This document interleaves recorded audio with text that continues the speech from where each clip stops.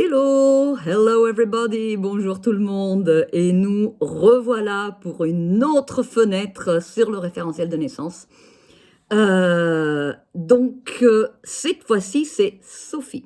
Alors Sophie nous pose une question qui va me demander quand même de articuler un peu plus ma réponse, mais je vais faire au mieux.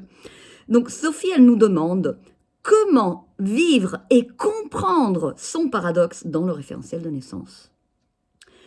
Alors, ce qu'il faut savoir, c'est que dans le référentiel de naissance, il y a une zone, une maison, donc qui s'appelle la maison 13, qui nous parle de notre paradoxe. Cette maison 13 a un rôle très important, vous la retrouvez dans les livres de Colloy, voilà, vous revoyez toutes les problématiques liées à cette maison 13. Et en fait, c'est une maison très particulière parce qu'elle porte en elle, comme la teinture mère, tous les éléments de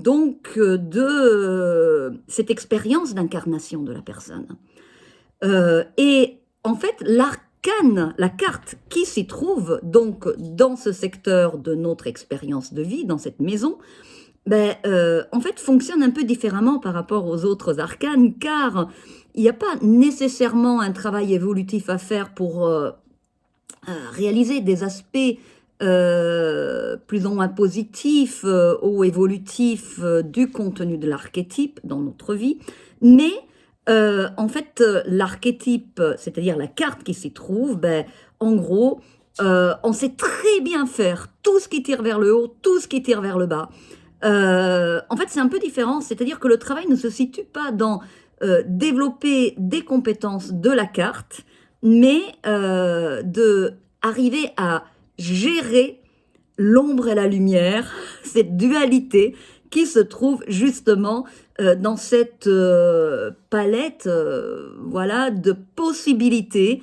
En référentiel, on aime bien appeler ça aussi double principe, qui se trouve dans cette maison. Donc, en fait, pour répondre à la question de Sonia, la question c'est comment je vais gérer et accueillir les paradoxes dans ma vie. Et c'est vrai que quand on travaille le référentiel de naissance, on va consacrer minimum une journée entière à cette maison. Car en fait, rencontrer ces paradoxes et sa propre dualité est en soi quelque chose de ne pas évident. Donc, en fait, j'aime bien proposer tout un cheminement qui va de la première étape quand on vit un paradoxe, c'est que quelque chose nous dérange en nous, mais quand on n'est pas conscient, on le projette à l'extérieur. Donc, quelque part, qu'est-ce qu'on rencontre à l'extérieur qui nous dérange? Deuxième étape, comment ce qui nous dérange finalement se loge en nous? Et finalement, comment on peut l'accueillir en empathie et arriver à voilà, profiter de toute la partie positive de la carte pour intégrer la partie positive et réharmoniser les opposés. Bon, c'est un peu technique, je sais. Pour les personnes qui ne connaissent pas du tout le référentiel de naissance, peut-être ce n'est pas la vidéo, la fenêtre la plus simple à ouvrir. En tout cas, je remercie Sophie aussi de me donner l'opportunité de développer, d'articuler un peu plus ces contenus.